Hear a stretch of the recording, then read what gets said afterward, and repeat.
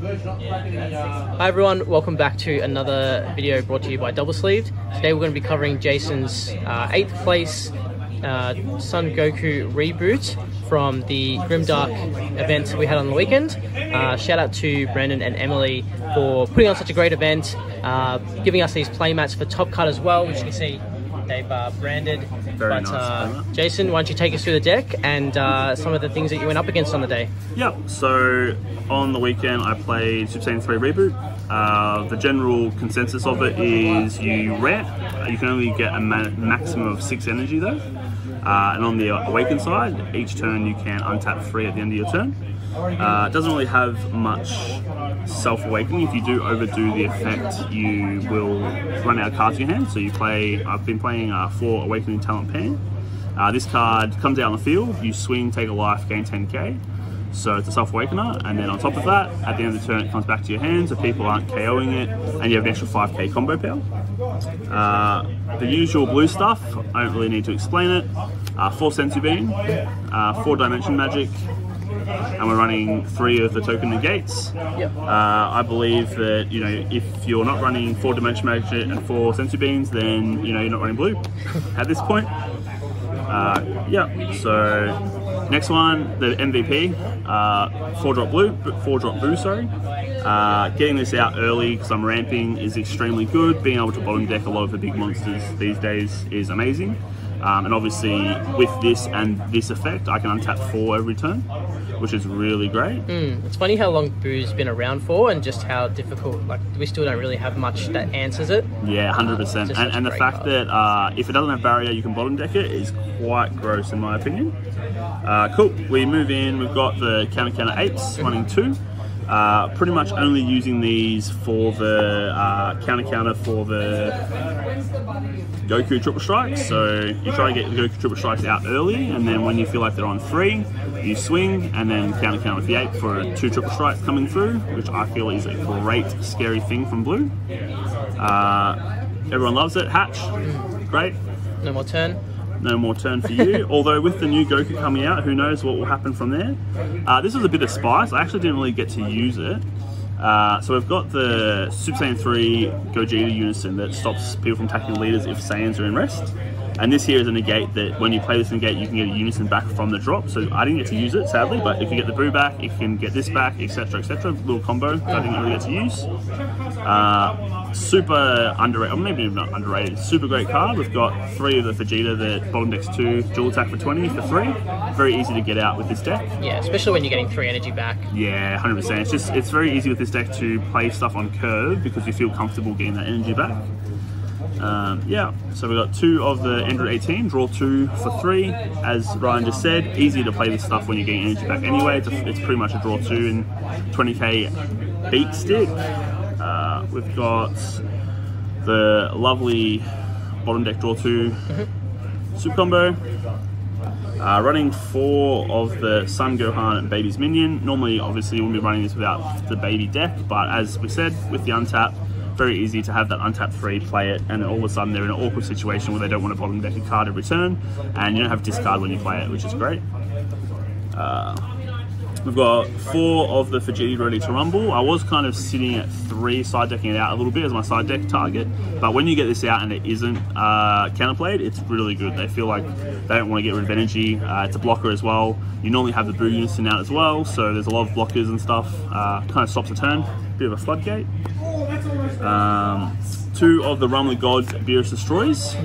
Good for when they sided in Dark Marseille. Very good to hit it with, just because otherwise it would put me in an awkward spot. Nice to get rid of like big cards that are higher than energy. We've got 3 God Ceilings. You know what it does, so I can discard, I can bounce stuff back. Very good into other blue decks as well, trying to bounce things back. And we've got the silly Calamity Goku, pay 1, draw 1. I'm getting the 3 energy quite quickly. It's a blocker. There were some games where I literally played 4 in a turn and drew 4. Very, very strong card. So that was the main deck. Jumping to the side deck before I talk about my matchups. So side deck wasn't a full 15. I kind of threw it together a little bit. We had an extra Goku for aggro. just because a lot of the weenie aggros can't deal with this. This is a new card I've never really played before, but I think was actually amazing. God Slicing Black Kamehameha, probably normally too expensive for other decks, but for this deck, to pay 2, bounce a card, and to draw, felt amazing putting it in. Was most of the time actually putting like 2 or 3 in every game. And then for the blue mirror, Sky, we all know it, it's great. Draw a card, every time they try to play on your turn, they have to bottom deck a card, very great. It's good against yellow as well. Very good against yellow as well, yep. So I was definitely putting those into the blue and yellow matchups. And then, this is just a greedy card. I'd put it into the blue mirrors, I'd be playing Keflo so I can kind of draw and get ahead. This would, if I can get this out, I can untap 6 in a turn, so it's a full untap. But you don't be playing it if you're ahead, it's a get ahead card. So there are only 9 cards in your sideboard? Only 9 cards in my sideboard, yeah. Risky. So I wanted to get the Jury and Survival of the Strongest, but I couldn't get them. So I was like, all right, well... told me. Yeah, I know. But no, so game 1, I versed Sean, one of our locals. Yeah. Very good game 1. Game 2, he Cell Xeno'd me, and also did the Cell where I discard down to 3. I lost that second game, won the first game. We were actually out of time, so it was forced draw. Game 2, I went into Tom Lane, Crimson Goku. Never really versed Crimson Goku before. Tom Lane, great player. Shout out to NWP. NWP, yeah. He had 2 Borgos on the board. I had 2 life, and I demagged untapped, and I died from it, forgetting that Borgos was on the board. Massive rookie mistake.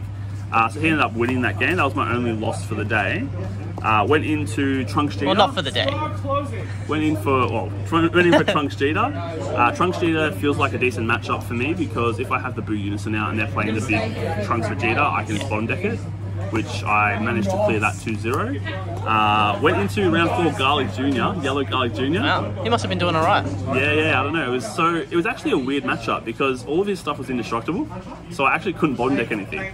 So turn 2, he had like this 30k crit out that I couldn't do anything about, and I had to like get around it. And then he had like Energy Field. It's like a dormant, but it was really weird. Ended up 2-0ing, but it was a bit of an interesting scenario. From there, there was one more round left before top cut. I versed the U7. I feel like this deck into U7 is really strong. I'm able to bottom deck a lot of good cards. I'm allowed to counterplay a lot of good cards. The Boot Unison into U7 is just insane. So I managed to take that out 2-0. Just made it into top cut, 8th place. With the draw, probably just snuck into top 8. Then sadly, because of top 8, I versed John O'Mora, who ended up first for top cut. And that was Baby Blue into this. Yeah, Baby Blue, I probably should have scooped faster in the first round because I probably should have sideboarded stuff in, but unluckily, still about 40 minutes for the first round, and then round 2 we ran out of time. Yeah. So he ended up winning 1-0. But no, if I could go back, I would probably make a few changes, but I feel like this is an extremely underrated deck. I know that it has got top 8s in America as well.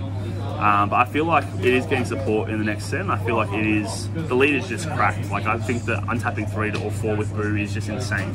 Yeah, absolutely. It feels like you can play it without making mistakes. Like, you can make mistakes and still play it because you're untapping energy anyway. Yeah. So yeah, that's pretty much it. Yeah, well, that's the deck profile. Shout outs again to Brandon and Emily for putting on such a great event and giving us these mats for making top cuts. If you enjoyed the video, be sure to like and subscribe to the channel. We'll have the stream, the stream that we did for the event all on our channel as well. But until then, see you next time.